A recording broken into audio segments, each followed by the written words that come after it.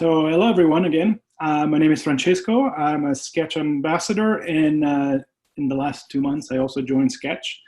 I'm Sketch success manager, customer success manager, which means I basically help teams at different companies make the most of Sketch, learn what's new, and how they can use it within their workflow. So from anything from like literally getting up to speed with what Teams can do for you, or even just Sketch, but also helped set up, let's say, libraries. If anybody, how many of you, for example, have used libraries, Sketch libraries so far?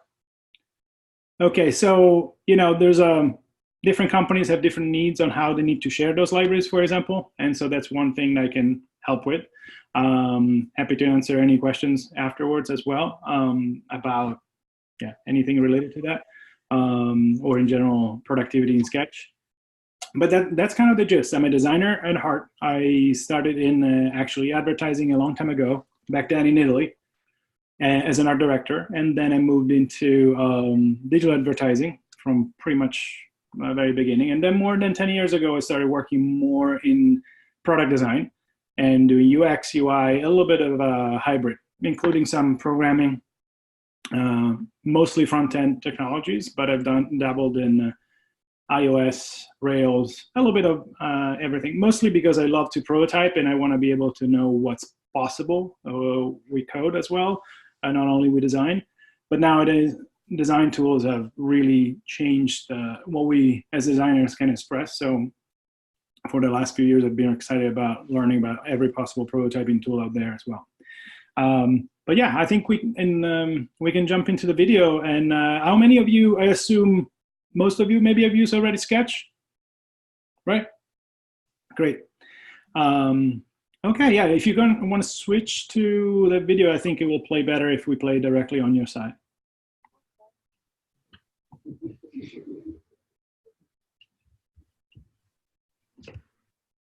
So, just a second. Oh, fuck. No. Are you still here? Yes. Yes. Okay, just a second.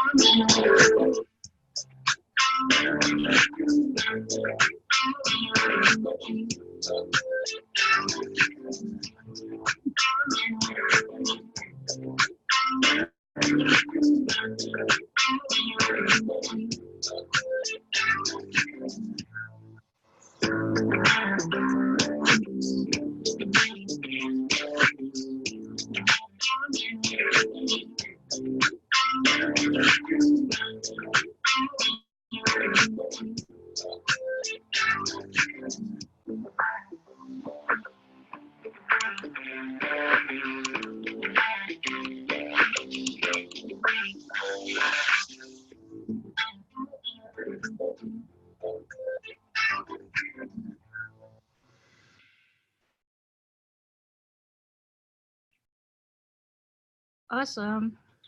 Thank you. So I can't take all the credit because I really just joined too much. Maybe I'll definitely bring it back to the team. I'm really excited for what's coming next year. So yeah, myself too. I can't wait for most of these features. I don't want to put my my wishes though ahead of yours. I want to know if any of all the things that you guys have seen, anything that you're most excited about. Of all the, like a quick recap of what the video shows is basically developer handoff, our version of Inspector, and Sketch Assistant to help basically with design rules around like accessibility and even branding, better prototyping like hotspots, hover states, modals, and then of course also co-editing. Anything in particular that kind of you guys are excited about? Collaboration? Okay, great. I'm sorry, I can't hear. Anything else? prototyping. Prototyping. Okay. Yeah, that's Animation, and what was the other one? Collaboration. Are you asking in general or what you showed? Or yeah, of the things I showed, and obviously if there's something else as well. But if the of the things we showed, if there's anything in particular, I can speak to what's coming first. But curious to see, what you guys are looking forward to. okay, so what are you excited about?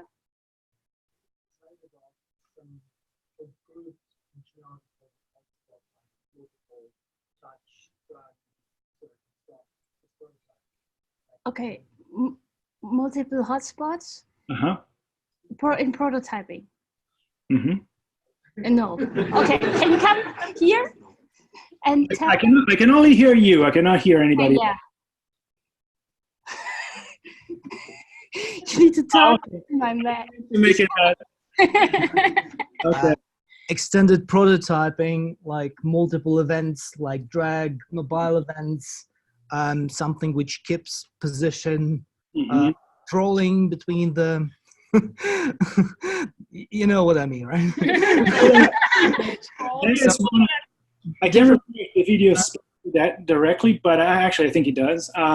Fixed, basically save scrolling position so that when you want, you scroll down on a view and tap on something and you go to the next screen, if the two screens are related, you want to maintain that scroll position. So you don't have to go back to the top. Yeah, explicitly when something is happening in the end of the long page, like something. Right. Absolutely. Every time to the top. But extended functionality for the prototyping would be really nice, like multiple different events in one and symbol, for example, like drag and different event for, yeah. This would be nice. Thank you. Hey, what's your name? My name is Valerie. I'm UX designer and CGM medical group. Perfect, thank you. Yeah, so before joining Sketch, one of the things I was teaching was also prototyping in general, because I think it's one of the best ways for us designers to get feedback, first of all for ourselves, and then from other team members to communicate with others, and then obviously clients, and obviously users. And Sketch obviously kind of gave us a sense of that you could prototype directly in Sketch without having to export anything, but then it kind of kept it very, very basic. And so now we all have appetite for better prototyping, and I'm excited that it's coming. And I can't speak to multiple actions, multiple triggers within a UI. That would be nice. Like other things like ProtoPie, for example, allow you to do that. And that would, so that would be really nice. I don't know when that will be coming, but for sure, the ability to scroll, adding hover states, modals, that's definitely coming soon. So I can't wait to have those things. In my career, I created a lot of prototypes and also very high fidelity ones, including some that were fully coded. But I must say, on average, the majority of prototypes that I actually had to take to testing were mostly click-throughs with high fidelity designs, click-throughs with more complex scenarios, and totally some logic, but not always. Partially because of the tools that were available when I was doing these prototypes, where like InVision, and so we'll basically be reaching parity with InVision pretty soon, and InVision in terms of prototyping features as well, at least. Okay, co-editing, definitely I heard that. Anything in particular about co-editing that you like what aspects of co-editing?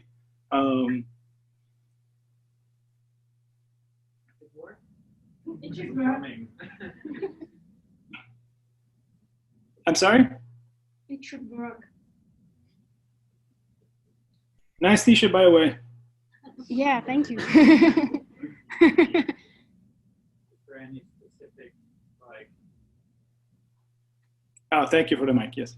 okay, like in spring 2019 in the newsletter, you already announced it, or it's coming.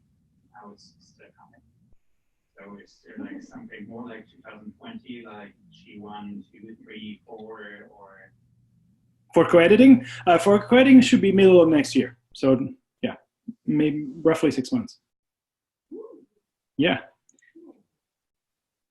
So one thing that we are aware of co-editing, obviously there's every other competitor that is trying, doing it. We want to solve it the same way that Sketch has solved every other design challenge, let's say, and trying to keep it as simple as possible, both for that and for versioning. So because co-editing and versioning kind of go together, in a way you could assume that there's no need for versioning, maybe if there's co-editing, but they're two features that work very tight to each other. And so we have to figure out how to make them work properly without, for example, Sketch is used by really huge variety of designers, from solo designers and working freelancing maybe, and to large corporations. And there's some scenarios where you don't want to have just your latest version available to everybody else while you're working, either because it's being referenced to as by developers, for example, because they want to see what the latest designs are. But imagine if you're working on a product and all of a sudden you start adding features to it because you're just exploring something, and then all of a sudden the developers can't find that design anymore because that's been replaced by something new, which can happen if you just do a very basic version of co-editing, right? So versioning needs to go with it as well, and we're trying to figure out, how to make it. Any other things? Yes. Sorry, I cannot hear you. What does that mean? Do you need to care a lot about the versioning? All the whole stuff of saving when you have like something like abstract, which works pretty good with Sketch. Do you actually need to go into that, or you can concentrate on the other things? I'm sorry, would you mind repeating? So you have some tools like abstract. Mm-hmm. So they have developed pretty good infrastructure, and they work pretty close and good with the versioning and branching and all the stuff. They have it. Do you need to like reduce the stuff yourself, or does it make like more sense to concentrate on other stuff that isn't presented? Right. So that's a totally valid point. So we are getting feedback from a lot of users that they want to consolidate and basically use Sketch as the central tool and try to minimize how many other tools they're using. That is a totally valid piece of feedback, because now as a designer, we touch so many different things, from really from all the beginning, planning for a feature, then designing it, then distributing it, to presenting it, testing it, sharing with developers, and iterating. And so definitely the scope of what people expect Sketch to do is definitely grown. And we are not thinking of replacing Abstract.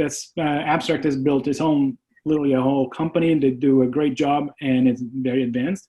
But we are aware that we need to provide some version, no pun intended, of those features to our users, because the ones that cannot or don't want to use Abstract still need to be able to version their files and not have conflicts in their projects. So totally valid to use Abstract, and to, and it's amazing. I've been using Abstract for the last 2-3 years, for example. So totally valid. There's a lot of scenarios where it makes perfect sense. We want very granular control of those files. In fact, at the moment, I wouldn't say that our Sketch for Team can replace that aspect that Abstract does, allows you to do. So yeah, so that's kind of obviously our features are growing a little bit in every direction, but the focus is still on the app itself. And obviously now with Sketch for Teams and bringing other people to the mix and be able to collaborate. And I can show you a little bit of what Sketch for Teams allows people to do at the moment. So I'll start sharing my my screen at the moment, unless there's other questions, or we can have questions after I share it as well. Cool. Okay. So what we're looking at right now is basically the Sketch app on the left, right? Pretty just open a file. And on the right side, instead, we see Sketch for Teams. As I'm logged in as Monday Studio, and then there's another team as just a test team I have, and then a personal space. So if you've been using, for example, Sketch Cloud, you already had access to the personal space where you could just upload your files and have them as backup. Those files are available to you even if your Sketch license expires. So they're always there for you. You can always download them, transfer to somebody else. Now, with Sketch for Teams, though, what happens is that you basically can create a team, and then invite to contribute as many people as you want and as many viewers as you want. Contributors are paid accounts. So basically everybody with a Mac app that wants to contribute and make changes to the files. Everybody else that is just accessing the cloud part, the browser part, they don't have to pay anything, and they're just considered viewers. And as you can see, you can even have a viewer that is an admin.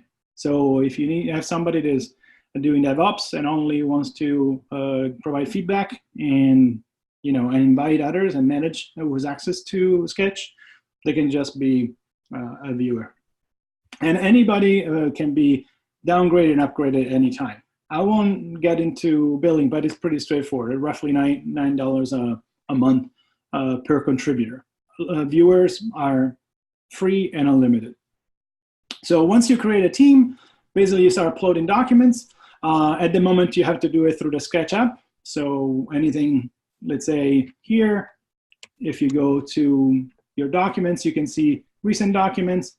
You can see in the Mac app at the moment is a little behind what the cloud shows, meaning on cloud, the workspaces are clearly separated by a team. Instead, at the moment in the Mac app, you can see all the teams listed here, but we will switch also the Mac app to look like the browser version. But if you go see all documents for Monday Studio, for example, you can see that now they're absolutely matching. So I can decide to look, for example, I can look at this, right? And this is, for example, something I changed 35 minutes ago. And I can decide to just open it from the Mac app. Now, this scenario, at the moment, as you can see, all the activity, like comments, are in the cloud. And there's no comments within the Mac app. But the idea is to bring some of these comments, or actually the comments and annotations that I'll show you later, also to the Mac app, and you'll be able to turn it on and off, so you don't have to go to the cloud just to see what people are commenting on. But we want to be cognizant of the fact that we don't want to disrupt the flow. If somebody is deep in design mode, we want to make sure they're still there. They're not distracted. So now I'll show you. I'm just going to make a simple change. For example, here I could decide to change this image, right, with Unsplash and pick another photo. And let's say I like this photo. I just save it. And because this is a cloud document, it's already being saved in the background and uploaded to the cloud. But I can keep working, and even if I lose a connection, I can keep working. I don't lose any work. That is a big difference with other tools that if you're working in the browser, obviously, and you haven't cached that file, then you won't be able to keep working anymore. As you can see, you get an alert if you're looking at the same file, and they will tell you that there's a new version. So for example, that's kind of pretty straightforward here too. And if I go back, then you can see that if I refresh, or I can go see the latest version here too, that is updated also in every thumbnail. One thing here, you can invite people to contribute to your file. And but in general, everybody that is invited to the team has access to every project and every file.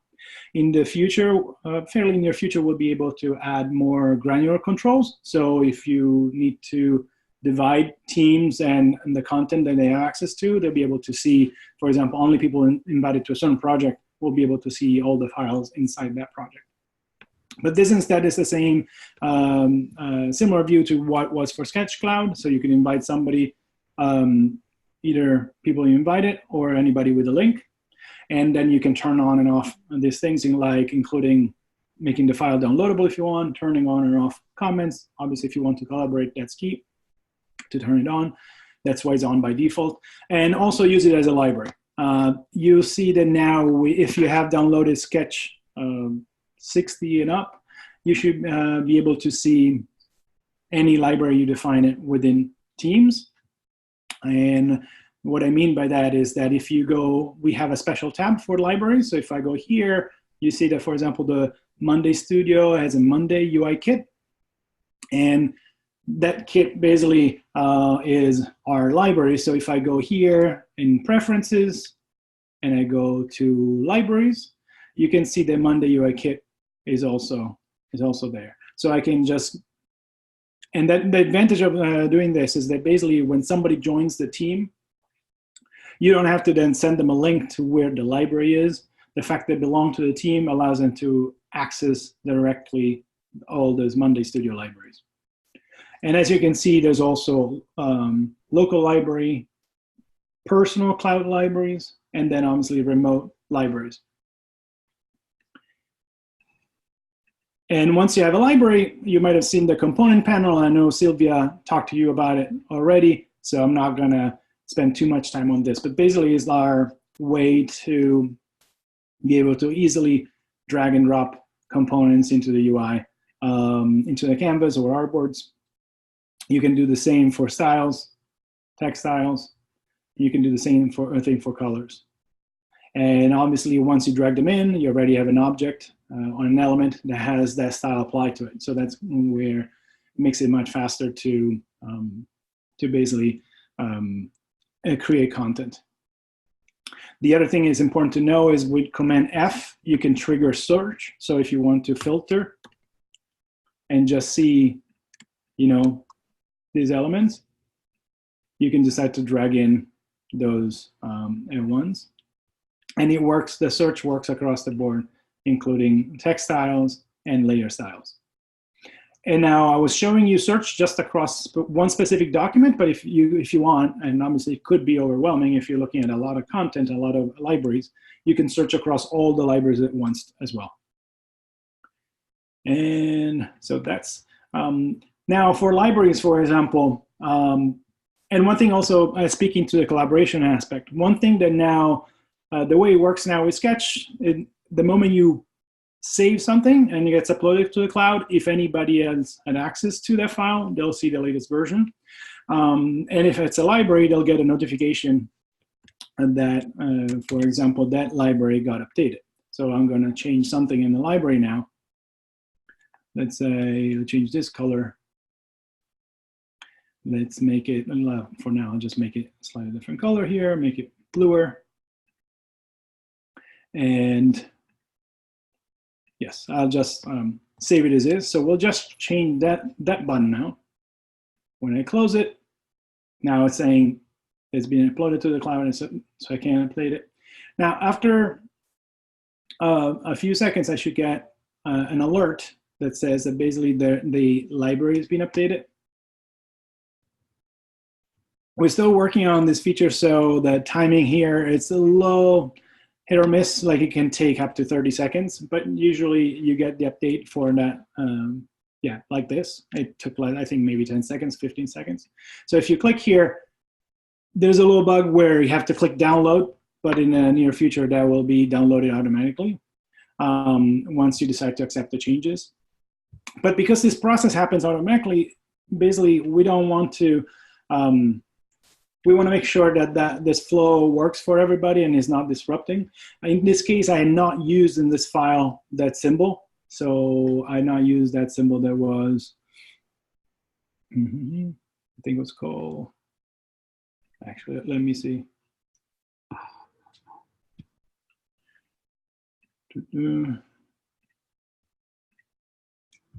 Recent on the UI kit.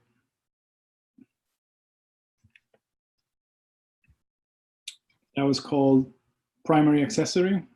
So I'm going to search that here.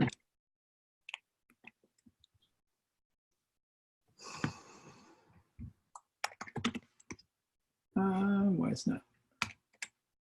Okay, here it is. So if I had used this symbol within this file, it would have also shown me the preview. So now I can actually go back. And I would have asked me if I wanted to basically revert the file, revert to the symbols I wanted to use. So here to reset the layer style. So now we basically brought back the library to, let's say we made a mistake or we didn't like the change. I reverted the library to what the original state was. And when I go back here, now I'm going to get a notification that says not only that there's an update to the library, but also if I want to accept that change. So we'll give it a little time, but I should be coming back soon. Another thing I wanted to show you in the meantime is that when you have prototypes created within your app, one thing, they will be listed at the very top. So for example, if you're collaborating with others that are not familiar with the whole structure of the sketch file, but you created prototypes either for presentation purposes or because obviously you need to test something or to share ideas, the advantage of having using the cloud is now the prototypes are all listed at the top. So you can play with them and see basically, you can do fixed elements as well very easily. And then if you want to provide feedback, you can just click here and see the history for that specific item, right? And the other thing you can do, you can click on the inspector. This is not available for everybody yet, so I can show you as it's basically still in. We're still working on it, but I'll show you screenshots about it. But basically, this is the flow. I really recommend using prototypes in general for even just presentation purposes, because it's really, really easy to create those prototypes. And as you can see, I got the alert. Now I'm going to download the UI kit. Again, this is only a temporary thing. You won't have to download it. And then you're basically going to get directly this update. This is library updates available. And here it tells you if you want to accept that change. So it's not the same concept as branches, but it still gives you an opportunity to accept or not accept changes if, for example, they're disrupting your designs. You update the component, now that's updated here, right? And one thing I wanted to say to, I can't remember your name, sorry, you mentioned abstract, right? And one way, for example, to collaborate, there's some teams where everybody's on abstract and some other teams only some people are on abstract, for example, managing a library. So for example, for the people managing a library, they can keep their workflow within abstract. And then when they're ready, they can just basically open the same version of that file and upload it to the cloud.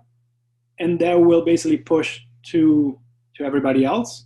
But they can keep working and just committing to abstract for other ongoing changes. And then when they're ready to release it to the rest of the team, they can just do it through Sketch for Teams. Yep.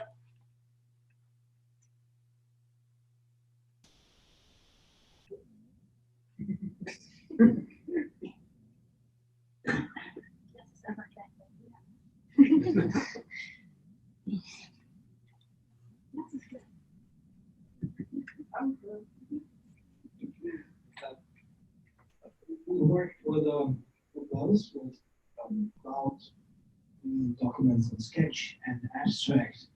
The problem with the cloud was that we couldn't arrange that the library could be updated by multiple people.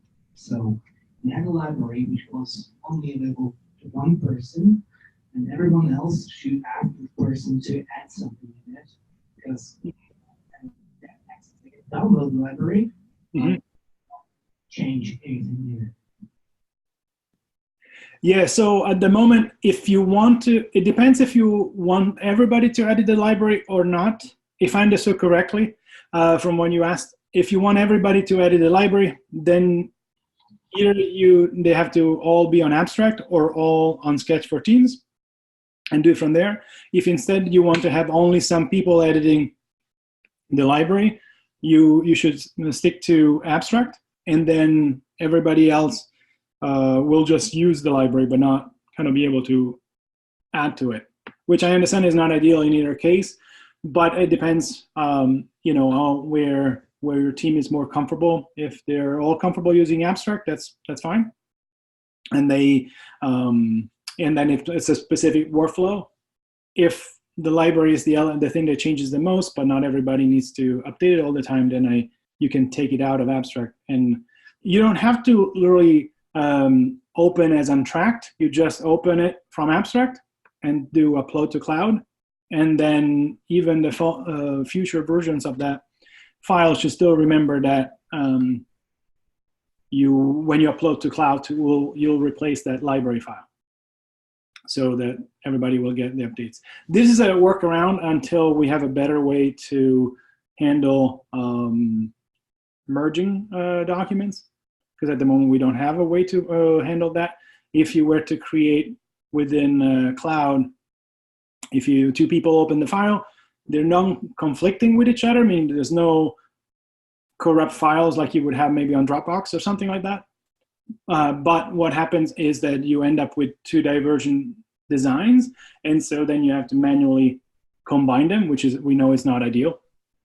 But that's kind of the current scenario. Now, if instead you have just one designer using that specific, working on that specific flow or a specific file, that makes it much easier to basically you don't have any issues, just the cloud becomes a good, reliable backup of everything you've been doing.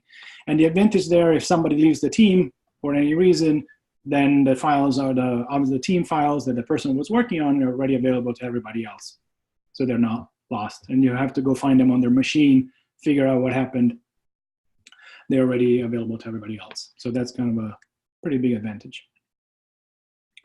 I think I can switch to showing you upcoming features. This is, for example, one of the things I like to use prototypes for is to create presentations. So for example, now let's make it a little bigger. This is just, oops, let's move this. Can you guys see yourself too? No. Okay, so it's just me. Okay, great.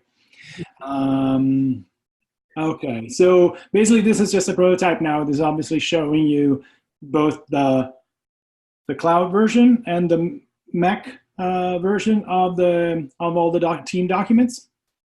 And one of the features I hinted at before that's coming very soon in the beginning of the year is Inspector. Now the difference compared to other inspector tools you've seen around is that because we know our sketch file better than anybody else, right? We can surface information. Basically, no information that the designer already entered in Sketch will be lost.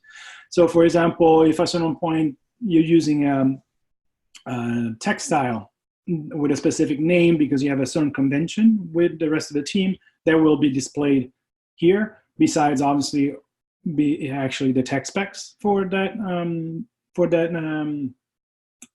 element. If you're using a token, color token, and using a name for it, that will be displayed here next to the color as well. As you saw in the video, you'll be able to, or at least the developer will be able to also copy that color code in a variety of different languages. So if they're doing native or they're doing HTML, they'll be able to, or CSS, they'll be able to copy different values. So that's pretty cool too.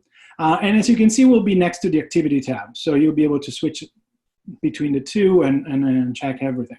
And so the conversation will be in the cloud. And so any developer can be on any platform. They don't need to, at that point, to access the Mac app. They'll also be able to select elements and export them without having to ask again to the designer, can you make this thing exportable? So everything that you see, they'll be able to even create a smaller selection and export that alone. Designers can imagine how things will be built, but not every designer knows that. And also developers have obviously they're building things. They need to be responsive, so they might have to cut the assets slightly different than how the designer had envisioned. So that's why we want to allow people to be able to pick and choose and download the assets that they want. Another thing is because we also offer cloud libraries, like and symbols in general. Once you, let's say, select this item, and if that item is a symbol, for example, and has some resizing properties like pinning properties, and as well as smart layout. Have you guys played with smart layout at all? Okay, I know Sylvia showed it. I mean, it's a really awesome feature. I've been using other plugins before to try to make that happen, and I'm really excited that it's finally come to Sketch. But basically, all that information that you're putting in a smart layout, like how you want an object to resize and to grow as you add more content to the overrides, that will be also displayed here. So once you see a symbol, you'll be able to click on that and go to that symbol and see the specs, but also you won't have to spec it multiple times, because if it's a properly used symbol, it will be always, you just have to spec it once. Annotations are also coming, and annotations obviously are a better way to communicate when a comment is not enough, allowing you to pinpoint things. And it's not just to get feedback, but also imagine you are handing off. You want to add annotations about like how the motion should work, how the interaction should behave. So they're not only to get feedback, they're also to add information to other team members, for other team members. And then we have labels. This is a way, because we know that, let's say, the way we're implementing our workflow at the moment, whenever you save a file that's available in the cloud for others to see, we want to make sure that basically you'll be able to tag your documents with at least clear labels that allow you to say if this is still something that's work in progress, if it's something that is already ready for feedback or done and therefore ready for development.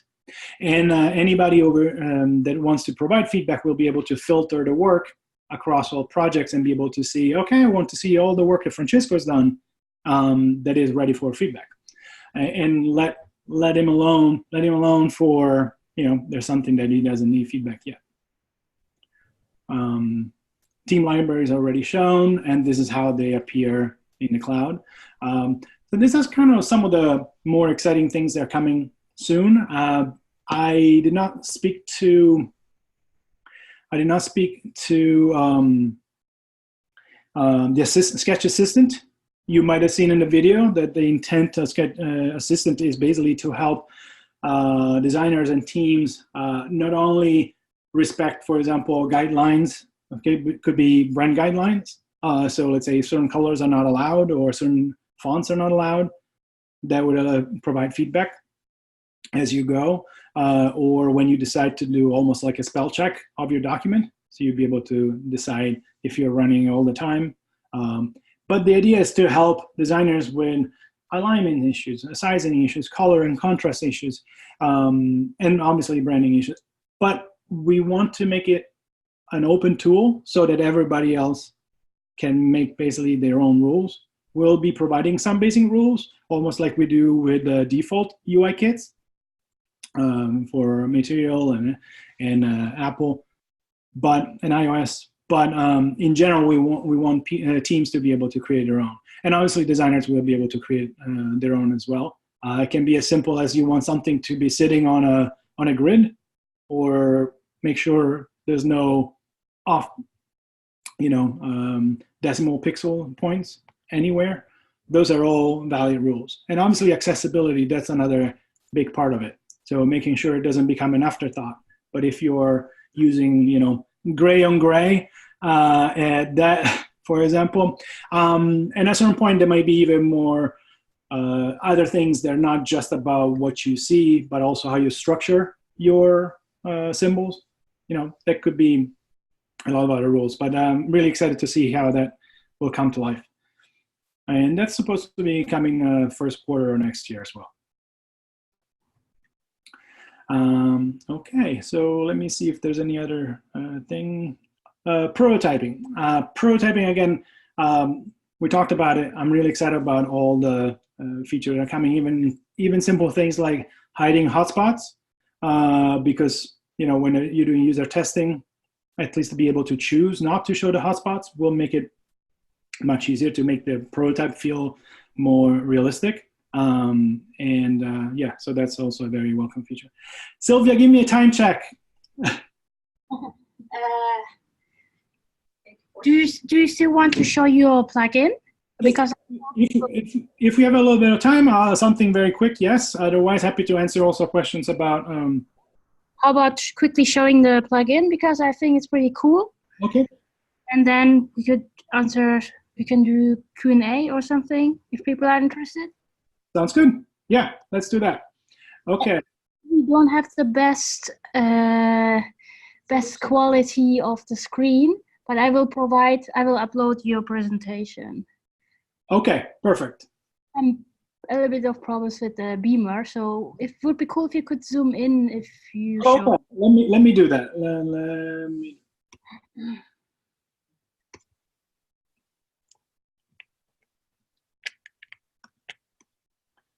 Is it any better? Yeah, a little bit. I think it's because of our projector, but don't worry, we can. Okay. Yeah, through my screen should be better at the end through the recording. Yeah. I think. So let's hope for that. So basically, the plugin I created is called FreeFlow, and it's a free plugin. You can get it at free-flow.co, and it's still in beta, but it's a very workable beta. The reason why it's in beta because there's some small bugs that I'm trying to fix, but in general, the idea is to expand on what you can do with copy and paste, which as designers we've used basically forever. And we would not be designers probably if I would probably not be a designer if I couldn't do copy and paste, because I would have wasted most of my career just trying to recreate something already created on another screen. So here, this is just a playground file, so you can play with it as well before you jump into your own production files. But the idea is that with FreeFlow, you can set something as reference and then basically paste selectively. For example, paste only certain things from that reference. So for example, you can copy a symbol or any other element and paste it on multiple artboards at once. You can just copy a text value and paste it. Let's say you've been given a new copy from somebody and you need to update it, and sometimes that needs updated in multiple scenarios. You can just copy and paste that text value without having to recreate the styles for that thing. So let's say you have a headline that on one artboard shows in one font and one size. You can just copy the text size and paste it somewhere else. And then you can see you can paste every other property, or at least the key ones, from size and position to even the order in a layer list, opacity, even just font family. So let's say you're switching, you want to copy one font family from one to maybe 10 other situations where you had another font. You can just paste that without having to recreate colors, etc.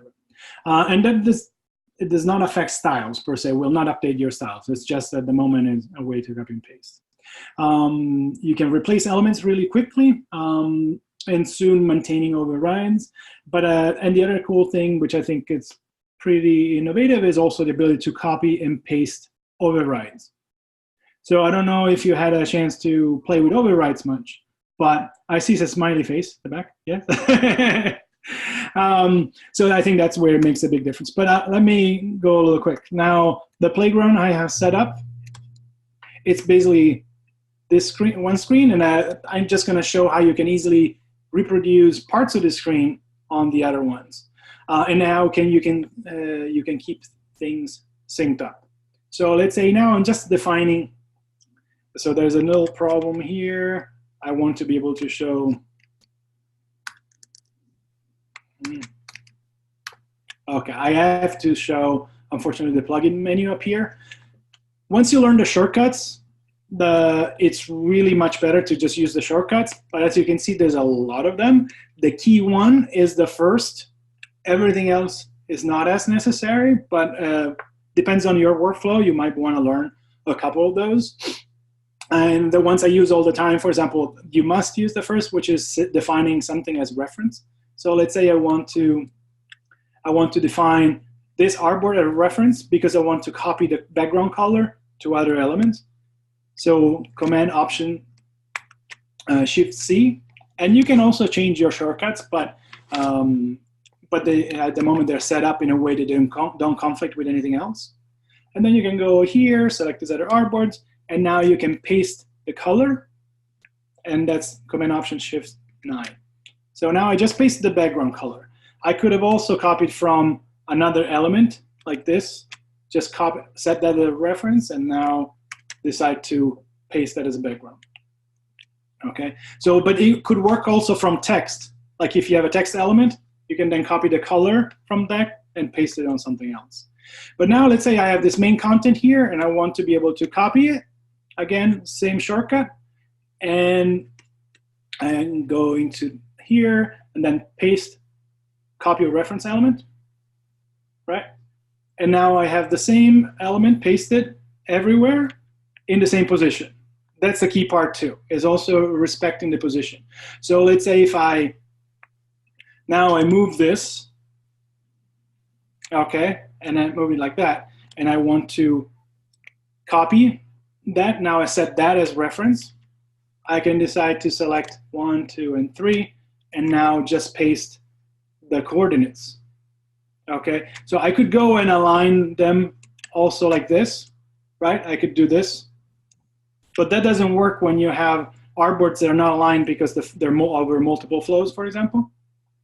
So let's say if you want to select this 3, and then you say, okay, the shortcut to use the same Y, then now they're, what did I do? Yes. Yeah, so that might actually, no, sorry about that. Let me show you stuff so that is not working properly in this scenario. But the idea is basically you can copy and paste things respecting the position. So the other thing is really cool, I was saying, is the overrides. So let's say if I change something here, say continue, okay, and I change the override here as well. This is the very short version of it. You can just copy, and now I can decide to paste the overrides here. And paste overrides is done through paste overrides, so like that. Right? So let me redo it. I set this as reference, Command Option C, and then I can just select this and say plugin, paste overrides, which would be Command Option Shift J. Okay. So now this is a very basic use because it's just a button. There's other cool. I'm going to show you something I think is really cool too, which is if you copy and then paste across the board. And the reason why it didn't paste in the same position is because at the moment this is nested inside multiple folders, right? So, but you can also decide now to select all the same elements, and the same elements are still based on the element that was set as reference. So if you want to adjust, for example, just the position for these, you can just do it this way, right? If you wanted to. But if you're doing something more, or for text, for example, if you have these two things and you say hi,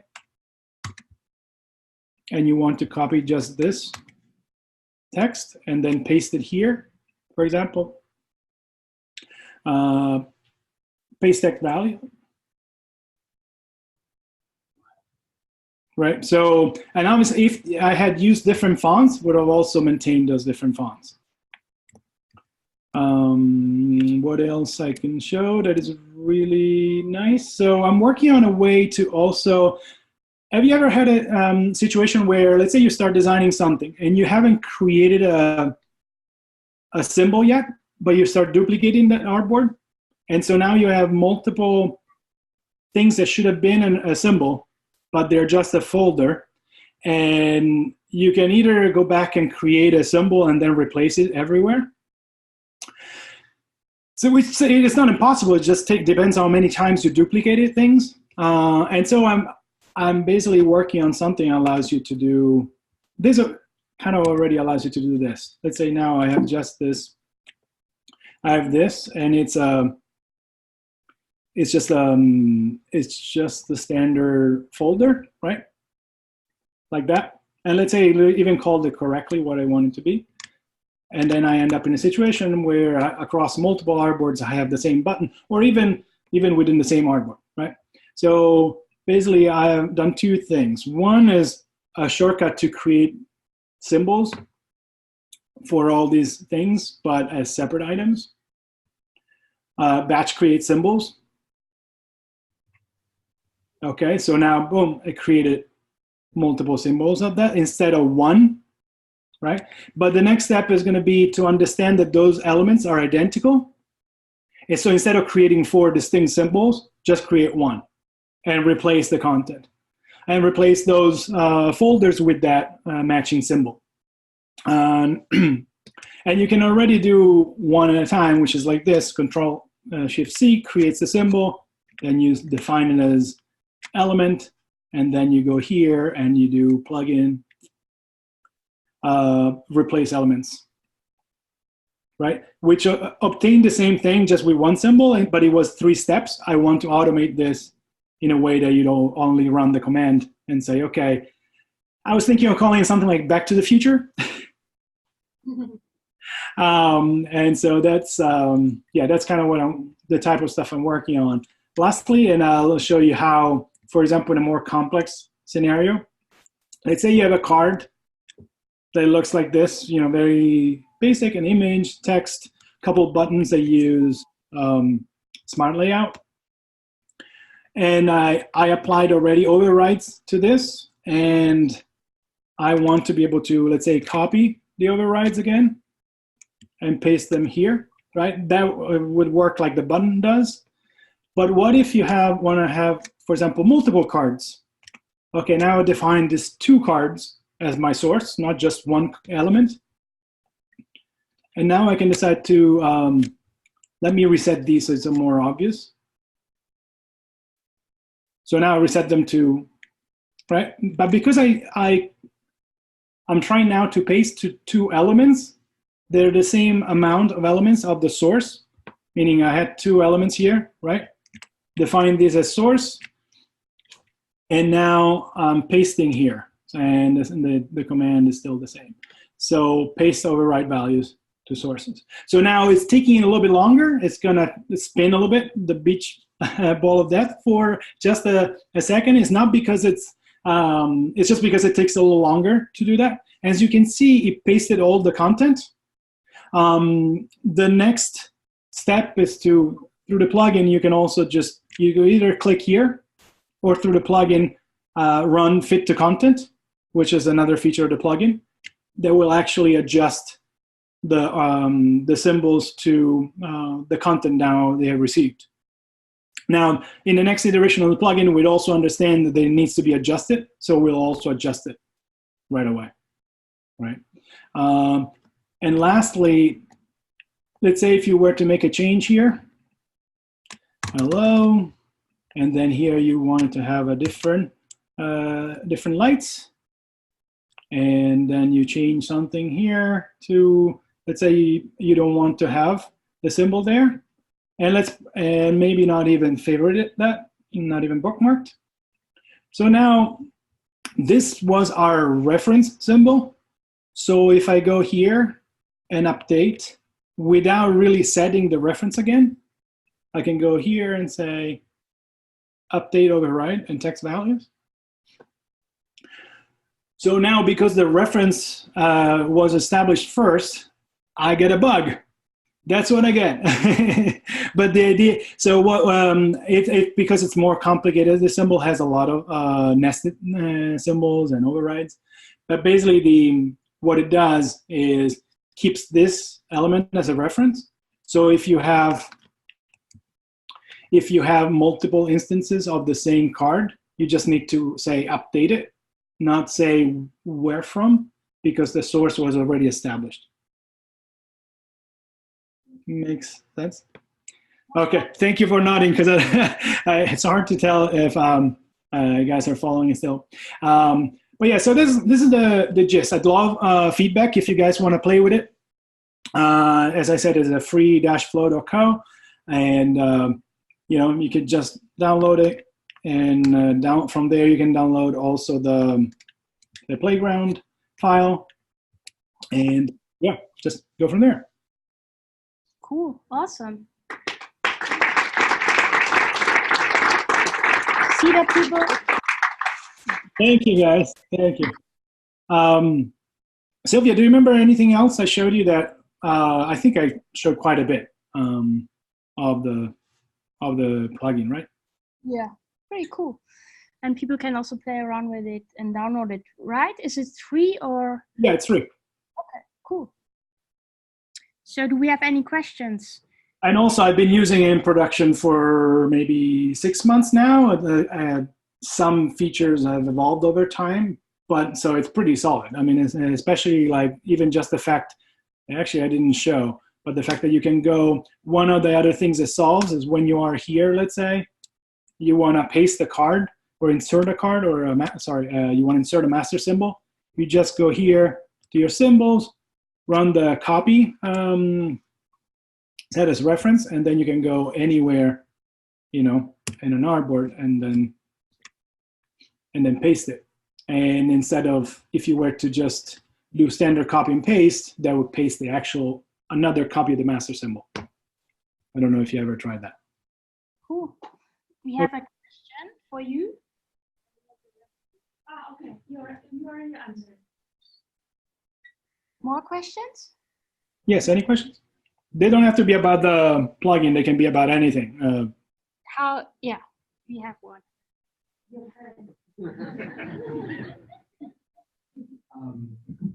It's pretty standard. I'm sorry, I cannot hear. If you can get closer to the microphone or something, I can't hear. It's complicated to get closer to this. I'm pretty close to it. Okay. I'm real friends with it. I need to look on my hearing aid, I guess. Good. The question is, right now the support ticketing system in Sketch, Mm-hmm. it's not like transparent, not like really transparent. Mm-hmm. To implement something where we can vote for the features, like user voice, sort of. Yep. I could not agree with you more. As a fairly active user, even before joining, I felt the same way. So I totally hear where you're coming from, and I've already been advocating for that. And I hope we can get to more transparency of that. You probably submitted. How have you submitted feedback so far? What channels have you used? Tickets, Twitter.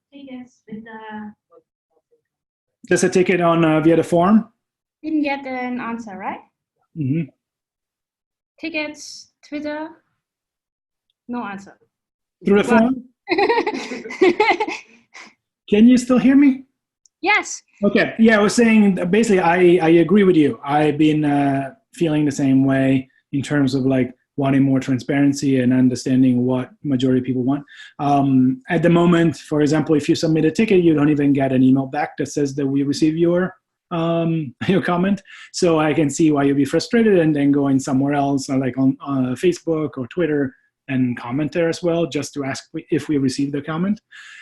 Trust me, we do receive the comments, and that's one thing. And the other is also, I agree that it would be good to hear the community's voice more kind of consolidated, and allowing others to, literally just vote on, even just on bugs, and understand how much a bug is, being reported versus, sometimes it can really be that a bug is specific to a specific machine for some reason, but other time knowing that is happening to a lot more people. We have logs, but some are usability bugs that are different than logs, right?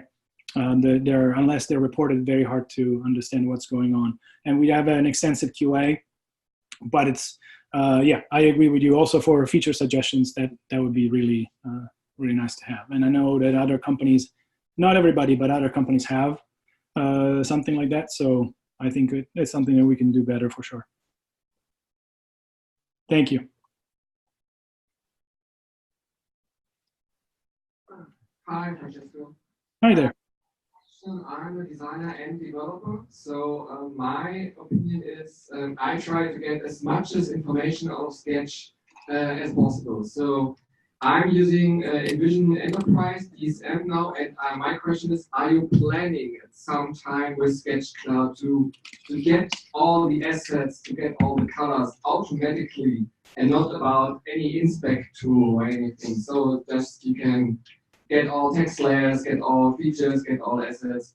So I can build at a continuous integration workflow, I can build all the assets for development and not getting into every symbol, getting the specs and everything. So like this design token thing, which is now a thing. Right. So I think what you're probably referring to potentially an API to allow you to then basically read a file, the key values of that file without having to open Sketch, for example, or Sketch Cloud. There is, yeah, basically there is a plan for that. I can't tell you exactly when. The one big change that we did maybe now a couple of years ago was to make the Sketch file just a JSON file, as you might be aware of that, which makes us basically the only one that doesn't have a native file, which makes it easier for everybody to integrate with us. Technically, you could already basically create a parser for yourself of the Sketch file, right? And if you either create a plugin, as you saw, it's fairly easy to create a plugin. I'm not a developer, or at least not by trade. Nobody would pay me too much to do a bit of it. But I obviously like to play with code. But it's fairly easy to read now. The Sketch files are fairly well documented, and we're working on better ways to do it, to make it easier for others to create sketch files and read them. Now, with that said, it's different than an API. The API is also coming. By API, I really mean something that you hit an endpoint on the cloud that you can hit and return back whatever you are looking for. In the meantime, you would have to kind of establish some rules for yourself for the Sketch file and the designers, and let's say either break them down by page or just even looking at symbols. But if you had some kind of agreement between you and the designers on how things are named, you'd be able to find all the styles, all the colors. That's already somewhat easy to extrapolate from. Are you looking for basically the elements of a design system, or more than that, more layout and other things as well? Yeah, first design system and second the layout, I think, because when you automatically can build up a website, that would be awesome, but the first thing would be the token. So I can see the design system part, like the basic atomic components, coming fairly soon. Down to there should be at some point a page where at least you can see listed in the browser all the styles, and we already have them in the document. That's what I'm saying. We're trying to express in the cloud at some point all the information that the designer already put in, including designers will be able to add notes to symbols, and they will be reflected not as just annotations, literally just as a description that goes with that symbol. And technically, you could use that space also to add the code version of that component. Now, obviously, there's Storybook. There's other tools that do that better at the moment, and we are working on integrations in general. I can't speak to specific ones, but we're working. That will make it easier to have integrations with all these other tools. If there's anything in particular, I don't know if you already joined our Slack channel for developers. That if you're interested in talking to basically people that are more technical than I am, in understanding exactly what if you have other more specific questions or help with how to read a sketch file. Have you guys created any plugins for Sketch, for example? Not yet. Okay.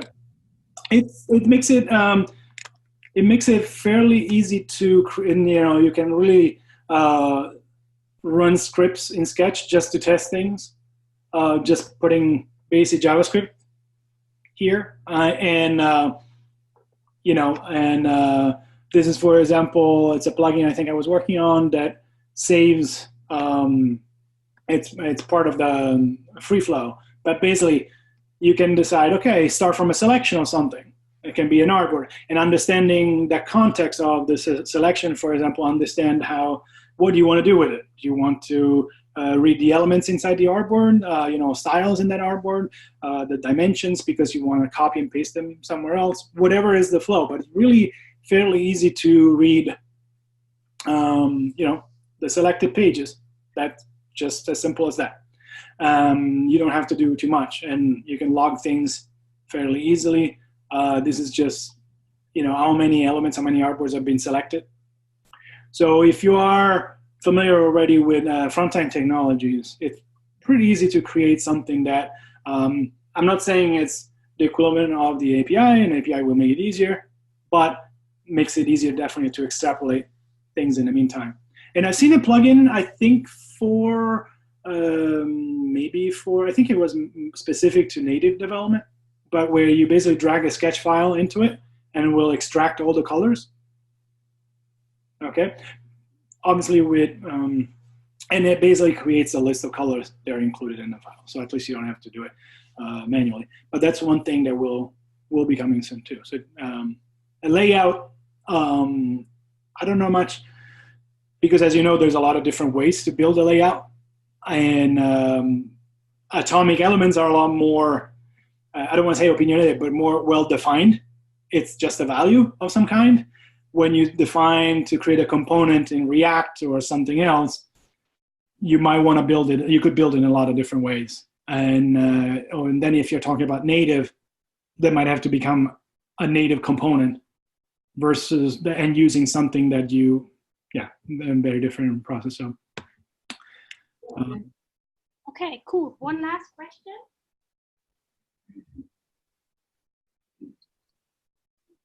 Hi. First of all, your plugin is super awesome, and thank you. I have a question about it. When you copy to those three small boards. I'm sorry, can you speak a little louder? It's really me that I'm an old guy. I can't hear anything. I need to, I don't know how to amplify my speaker anymore. Thank you, Sylvia. Right. In there? Yeah. Okay. Much better. You showed in your plugin that you were copying from one board onto 3 different boards, and all attributes were following. And I wonder if that is also included, for instance, if several objects have different opacities. Yes. So let's say, you mean if you had, let's say, 3 things like this, where this is like that? Yeah, exactly. Like the text is one opacity, the button is one, and the background maybe. And yeah, so the only thing at the moment, so if you were to just copy these 3 elements as distinct elements and did this, when you paste, would only paste the last one selected. So if you want to paste everything at the moment, you have to Command G, create a group of those, and then you, and then at the moment you can just select 1 and 2, and then Command B and paste. so everything that has different opacities need to be set as a group before.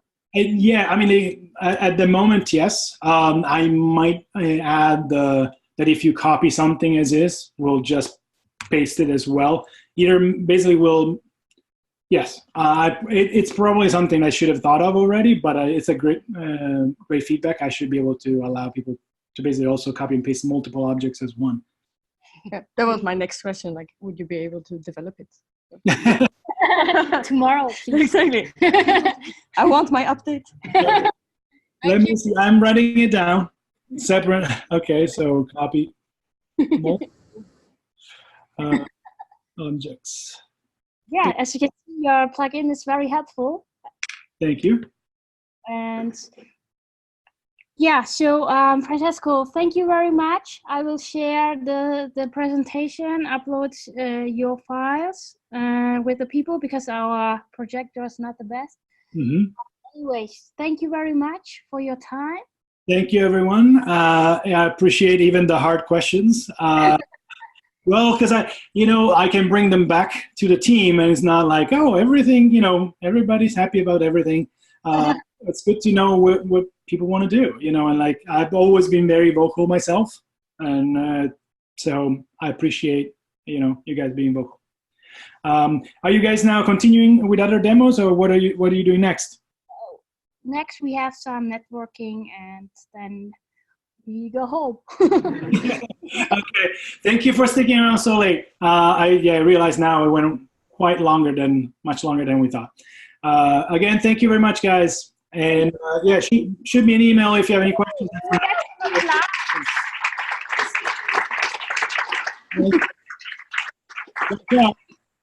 Did you see the applause?